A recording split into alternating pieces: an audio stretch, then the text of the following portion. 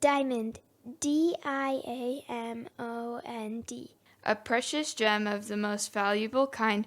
When pure, it is clear. Diamond, D-I-M-O-N-D. A family name bringing traditions of love, hard work, and moral values. This is the Diamond Education Podcast with my mom and dad, Jon and Kellee, England. All right, welcome to the Diamond Education Podcast. We are excited to have our guests with us today. We have Dr. Jensen and Gordon Jones from Mount Liberty. We're so excited to have them on the program today. And I was looking over their bios, and I am going to let them tell about themselves and explain what they're doing at Mount Liberty and their background. So I will turn the time over to Gordon Jones and Dr. Jensen to do that.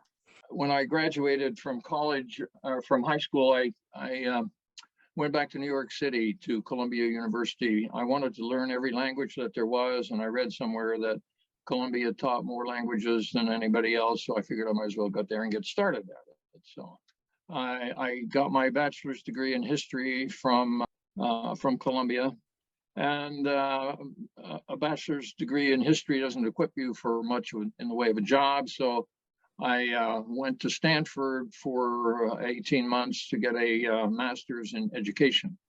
And then I thought I wasn't probably smart enough to teach high school or whatever. So I went back to George Washington University and worked on my doctorate.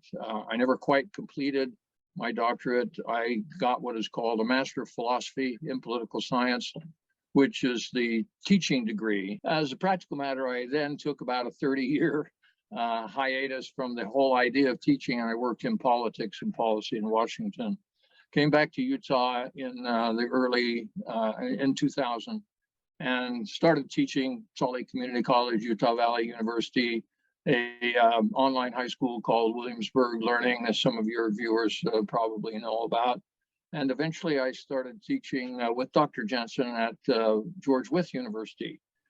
George Wythe went away for complicated reasons, and after a year or so, Jennifer and I decided we would see if we could replace it with a liberal arts college, and we started Mount Liberty College 3 years ago. We're just starting our 4th year, so we will have our first graduating class next May.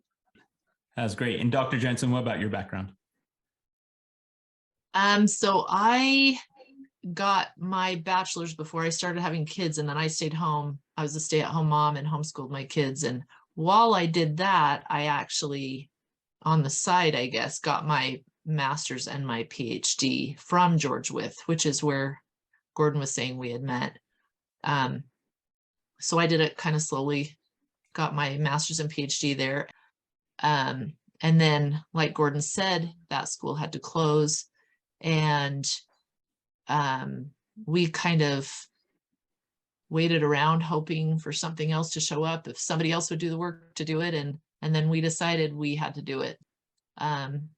We decided that it was time, when we had older kids that were going to other schools and learning things they shouldn't have been learning. And I wasn't really impressed with that at all. And so we decided we needed to get a good school here in Utah.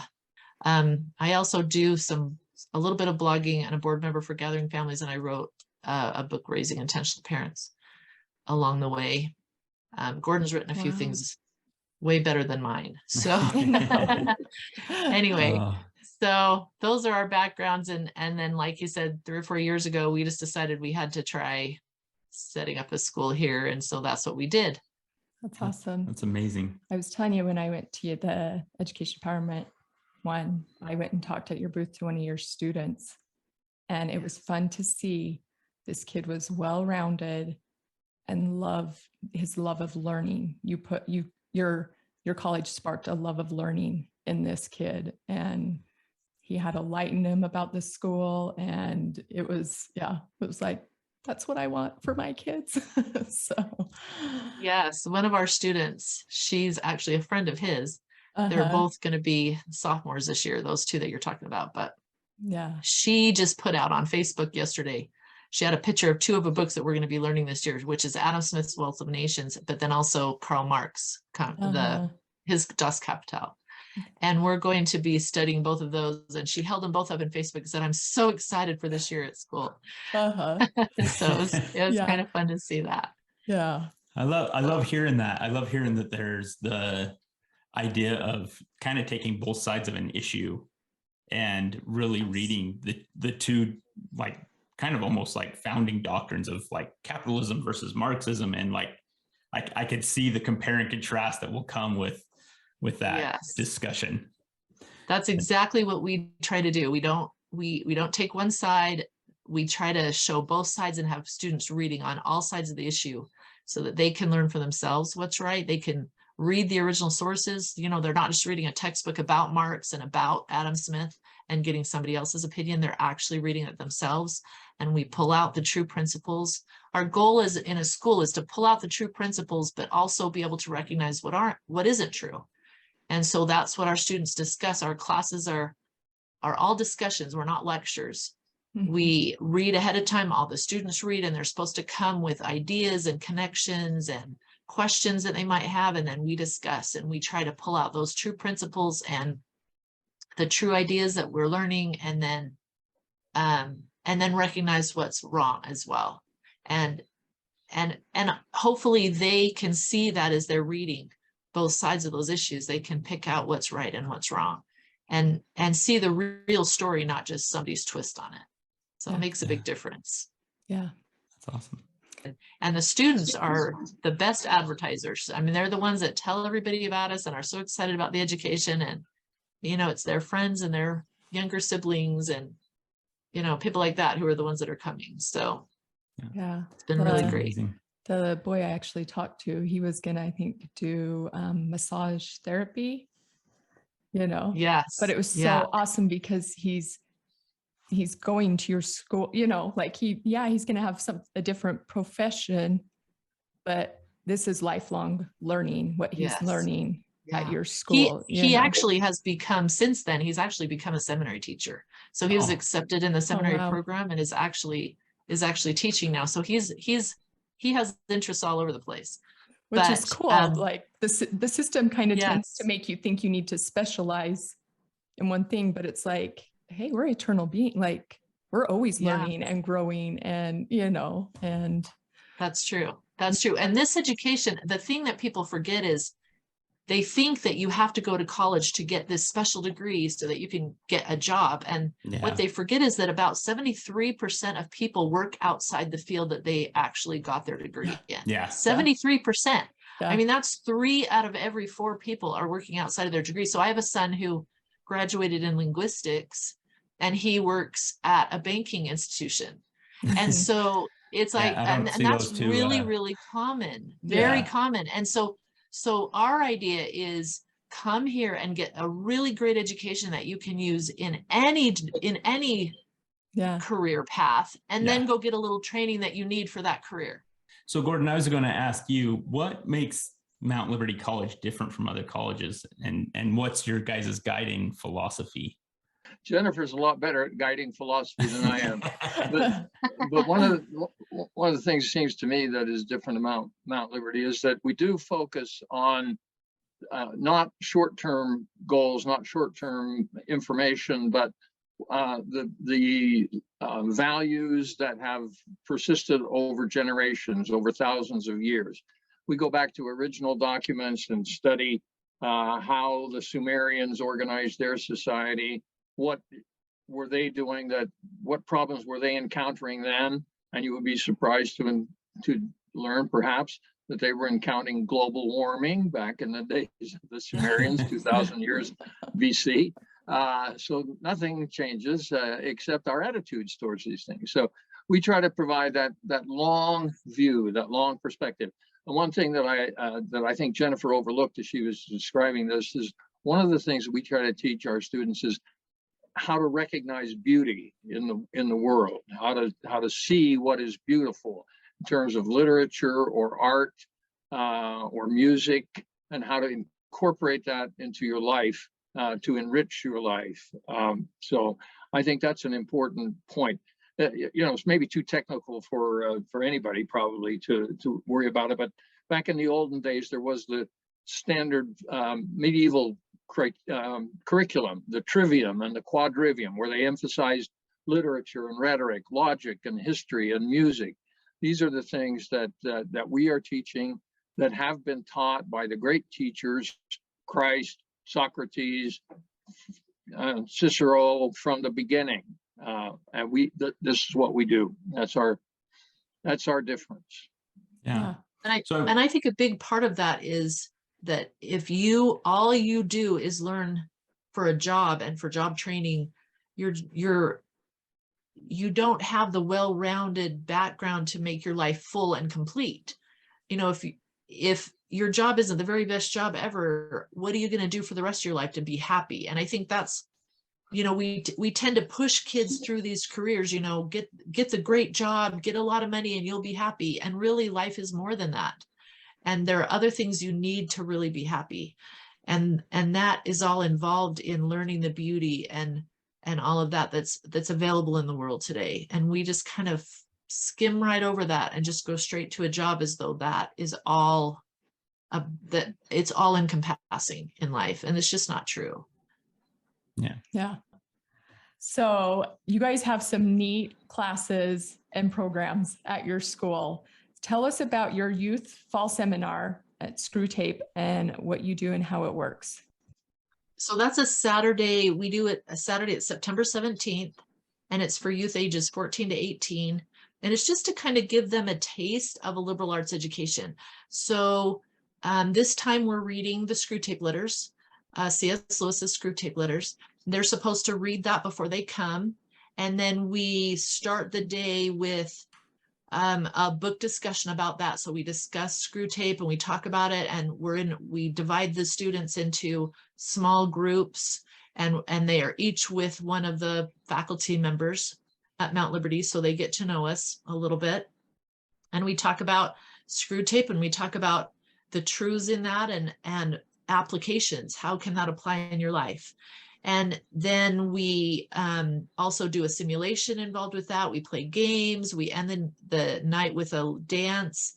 And it's just a really fun time for them to kind of get together, get to know each other, get an idea of what a liberal arts education is like and how it changes you and how it's so transformational.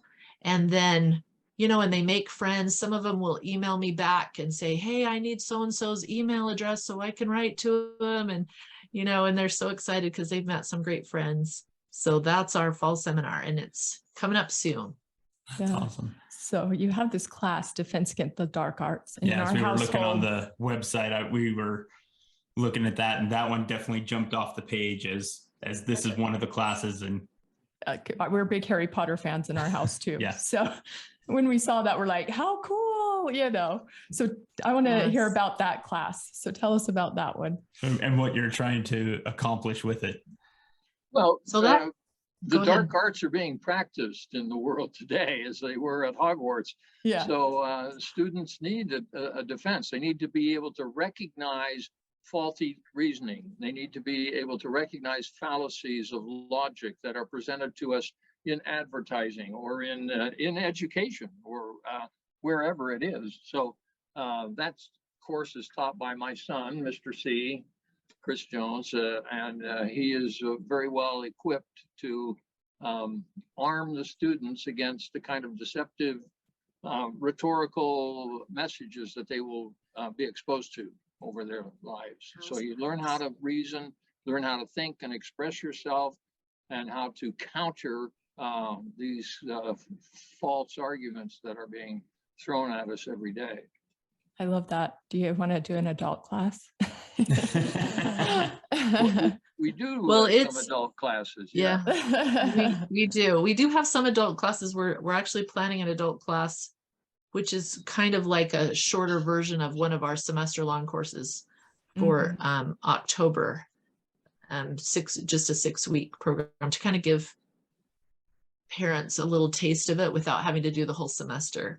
Yeah. So we'll see how that goes. If it goes, we'll keep trying other ones, but we've done some summer courses too. And we've done, and really, if you want to come back to school, we totally have we've had a couple of moms come back to school and be part of the be part of the classes. And it's great because in our discussions, people coming from a different situation in life like that have a different perspective and different examples to share. And so it's actually really good for both sides, you know, for the youth and for the parents coming back to hear, you know, and be able to discuss and learn together. So it actually works really great. So I'd like to know, we mentioned the Defense Against the Dark Arts class. What are some of the other classes that a student could expect to take at Mount Liberty College? Well, let's start with mine, which is a 4-semester course that I call the Development of Civilization. Sometimes I say, and then in the second week, this is what we will. So it's a combined literature and history course. I try to integrate the documents with what's going on historically and explain why the authors wrote when they did, what they did, and then what influence those documents that of works of literature had on the history that's going on at the same time. We're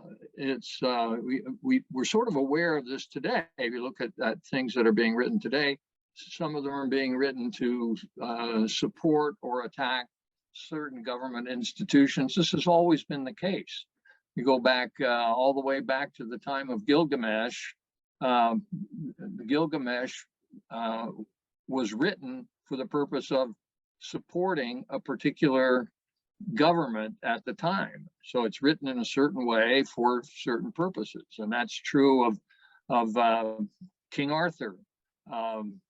King Arthur was invented by Geoffrey of Monmouth for the purpose of supporting the Norman kings in their rule over the British Isles. So this has always gone on, but we need to recognize that. We need to see it. So that's what my course does. It tries to integrate these historical documents with the history that's going on at the same time. And they also talk about some music and some art and architecture and things like that too. So it's kind of like a big, it's our liberal arts core class. His class is at 6 credits each semester. So it's like 2 big classes put together, and it covers kind of all of that basic foundation. And then other than that, we have classes such as I'll be teaching a political economy class, which is different from economics itself. So it's kind of a philosophy of economics. So it goes, we start at the beginning. That's where they'll be reading people like Adam Smith and Karl Marx, but we also read other people that are here today. So Keynes in economics is a big deal today. We read Keynes, find out what he really said. We talk about Milton Friedman. We talk about Basquiat. We talk about all different people kind of from the beginning till now, and so that they can see how economics has changed in political economy. It's kind of the study of human action. Yeah. There's classes we have some science and science fiction classes where they look at the scientific method, and they read Bacon and his part of his Novum Organum, where he talks about the scientific method and the importance of finding proofs. And then they take ideas that are popular today, and they are supposed to look at both sides of those issues and look for the truth. Find the truth. Don't just believe it because you hear it on the news or believe it because you've read it in a book, but actually find out what's true and what's not true. We have classes we have 2 classes, one called Thinking and Writing and one called Thinking and Speaking, because it's so important to learn truths, but then to be able to help other people with those truths as well and teach other people. And you can't do that unless you can write or unless you can speak. And so we have those types of classes. We have philosophy of math and science. So our philosophy of math class is they start reading Euclid, and they read his work, and then they read Apollonius, and he talked about conic sections and geometry in that area. And then we talk about what was his name, Galileo, and then we finish with Newton's yes, and then we finish with Newton's Principia. And so we're actually reading their original works and what they found and how they discovered what they found. And it's really great education. Those, and then we require 2 years of a language as a liberal arts degree. That's really typical. And we're very small, so we offer Latin. If you want to take another language, you get to do that kind of on your own, but we offer Latin. So our students take Latin classes. So those are some of our classes that we teach. We teach an American Foundations class too, that's about the Constitution, but not just the Constitution. Also, we read what the founders read, so we understand why they put the stuff in the Constitution that they did and what that all means. So it's not just now we have it all memorized and we know exactly what it says, but they also, our students can tell you why they said what they did. Why did they put in the Electoral College? Why did they put in, a House and a Senate? Why was it important to do? Because so many people understand what it is, but they don't understand the why behind it. And so then when you hear talk about, well, let's get rid of the Electoral College, what does it do? Then nobody really understands why they put it in. So then must not be a big deal to take it out. Yeah. And so it's really important to understand the why. Yeah. So, well, and the founding so those fathers, are some examples of our classes. Yeah. Well, and the founding fathers, all the research they did of past civilizations and what worked and didn't work. And, there was definitely reasons why. Yes. And the education they had. I mean, just reading the Fed papers, you can see the kind of education they had in history and the understanding of government structures from the past and how they all worked. And so it wasn't just some random thing that they did to come up with the Constitution. We're so busy judging people by our standards today, judging people of the past, that we're forgetting that they lived by a complete different standard, a completely different culture. And we need to really understand them within that framework, not judge them from our framework today, because the same thing is going to happen to us 100 years from down the, 100 years down the road. They're going to have a different culture. And do we want them judging us by their standards? Or do we want to be judged by the standards that we're actually having to live in? So, well, and even the language change and definition, like we got an 1838 Webster dictionary, and it's been fun just to go and what is the definition of education back then? And I'm actually like, I want that definition back, just there's so much that goes into it, so. True. What are some of the successes that you've seen from your students as they've been enrolled? I mean, like you said, you've been doing this is going on to year 4. What are some of the successes that you've seen from your students? We had 2 students go to a national seminar in Florida for the Intercollegiate Studies Institute. And they were so impressive down there that one of them actually got a scholarship to go back to Pittsburgh, Philadelphia, I think. Yeah, Philadelphia. For a week-long seminar back there. Normally, they would only take juniors and seniors, and they took her. She's a rising sophomore. Oh, wow. Yeah. That's awesome. Yeah. Wow. So she, just after being a freshman, and they interviewed her and they told her, chances are we're interviewing you, but you probably won't make it. We only take juniors and seniors. And they took her. Oh, wow. For a week-long paid trip to Philadelphia to study. That's awesome. One of the things that, for sure, with what you were saying with the idea of a classical education, one of our daughters, like we said, is last year attended, it's called Ascend, which is here in the Ogden area, which is a classical education. And we talked to her about it and said, how is this different from your traditional junior high that you were going to? She's just barely turned 14.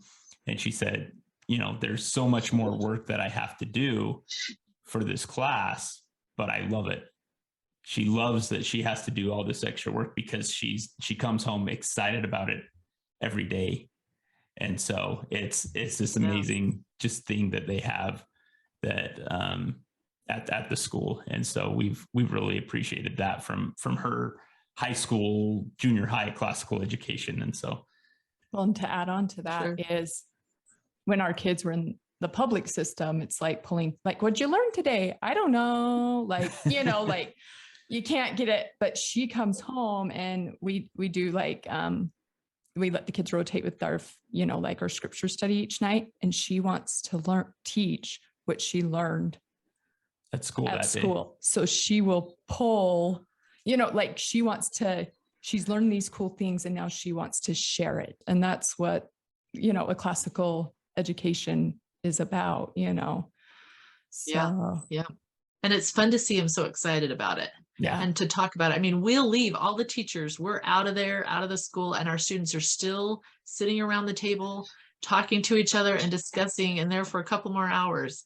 So that's awesome. it's really, well, it's really fun to see. The kid we met, you could tell, definitely excited about what he was learning at Mount Liberty. We're also a Judeo-Christian school. We don't consider ourselves with one specific religion, but we are a religious school in that realm because we want, I think the stats are something like over 60% of students who have faith and enter the public college end up losing their faith by the end of their 4 years. Wow. And I think the stats are something like 40%, a little over 40% in religious schools lose their faith. And that's religious schools. And we don't want that. We want our students to come with faith and leave with faith. We're not here to try to take that away from them or change that. We want them to have faith. We feel like faith is a big part of life and it's an important part. That's awesome. Was it, they said, if you send your kids to Caesar, don't be surprised if they come back Romans. Yeah, that's right. Yeah, that's so right. there's a Well, which doesn't mean that we don't expose them to other religions and other cultures. In my course, we study Confucius and Buddha and all of these other Muhammad. We look at all of these and try to place them in a historical context. But we don't say, oh, Confucius, he was crazy. And, we try to give people, Confucius has a lot of good stuff to say. So we say, okay, here's what Confucius says, pick the good stuff out of here and leave the rest if you want, whatever you want to do. But I think we give them a pretty good grounding in religious and unreligious philosophies that they will be exposed to as time goes on. Well, and I think that's the difference between the public system and yours is the public doesn't give the other opinion, it's it just gives the unreligious side versus the religious side. And we try to do both. We talk about both things. I mean, we reread Marcus Aurelius. He talks about God. In fact in Newton's Principia, his whole last chapter is why, even though he found out all this about gravity and all this about the solar system, that he still believes in God. And so we read those kind of things at the same time that, like Gordon said, we're reading Confucius and all of those sorts of people as well. There's truths to find in all of these places. So let's pull the truths out and learn to leave the other stuff behind. And that's the important part, is that there's truths to be found. Even in Marx, you can find some truths. But at the same time, you're also finding out what other people believe. And that's an important thing too, is to learn both sides of an issue so that when you're talking to somebody on the other side, you know what to say and you know how to speak to them. Awesome. Okay, so this is kind of a fun thing we like to do. Ask you guys, what is education? And Gordon, I think we should start with you. I think so too. Well, I have a classical training, so I'll tell you that education, it means drawing out. It doesn't mean stuffing in. So what we do is we say, okay, here's a field ready to harvest. Go out there and read all this stuff, and then let me draw out of your minds what you have harvested in this field, and help you put it into some kind of a context. But it's education is not indoctrination, and it isn't training. So we make this distinction very carefully. What we provide is education. We do not provide training. So if you're looking for something that's going to get you a job tomorrow, you probably don't want to come to us. If you want something that will provide a background in which you can go in lots of different directions and enjoy the ride. I want to return to that word, beauty. I'm an old man. I've been around for a long time, and I've seen these things. And let me tell you, life is too short just to focus on what is ugly. We need to focus on the beautiful things, and that includes music, and it includes poetry. This student that you've been talking about several times, who's going to be teaching seminary. When he started with me, he had never read a poem, I don't think. He says, Wow. I hate poetry. Now he's got a poem a day. He's learning, and so he says, how about this poet, Mr. Jones? Do you know him? Yeah, well, okay. Yeah, I can quote a few of his poems too. Yeah. So anyway, that's what education is. It's instruction in how to enjoy life. Very nice. Love that. And Dr. Jensen, what is education? Just adding to that, I would say it's understanding, kind of a foundational understanding of knowledge that helps us fit into the world better and understand the world better. I mean, it really helps if we can understand people and understand society and how it works, understand the structure of how things are. I think it was Newton who said that the only reason he was able to go as far as he was by standing on the shoulders of giants. I'm sure you've probably heard that quote. And I think that's what education to me is really learning from those giants of the past, not just learning about them and not going through some kind of sieve that somebody else put together, in a textbook, but actually learning from them themselves and what excited them and what made them want to learn what they learned. I mean, really reading Newton's Principia was eye-opening for me, because I had never, well, that's not true. I had read it before on my own, didn't get very much out of it, but I joined the class this past semester when they taught it. And it was so great to be able to learn it and discuss it, because the discussing, I mean, reading is a great way to learn, better than most anything else, but the best is reading and discussing. Mm-hmm. And to be able to discuss afterwards and really understand what he was trying to say and hear his personality through his words was really enlightening, and it really opened my eyes to that.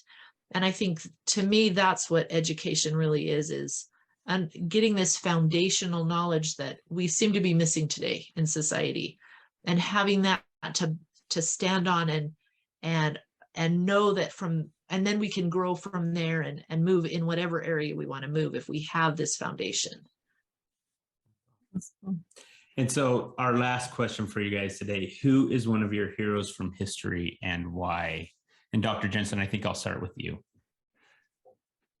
So I am big on the founders. They're probably all my favorite as far as heroes. I love the fact that they didn't just fight for liberty, but they actually did the research it took to fight for liberty.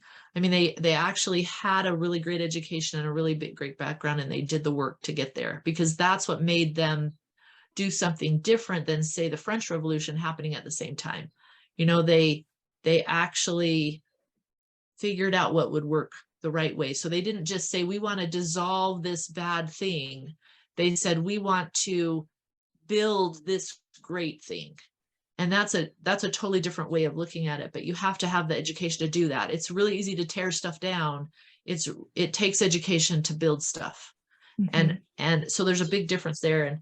And then another one that I really like is Algernon Sidney. He was one of the ones that you don't hear about very often. He was one that the founders read and quoted from his book. Yeah. And he actually died a martyr because he would not back down and stand by the king in England. He wasn't going to go along with what the king said, and ended up getting killed for his beliefs, where somebody like Locke just kind of kept skirting the issue and would kind of run away.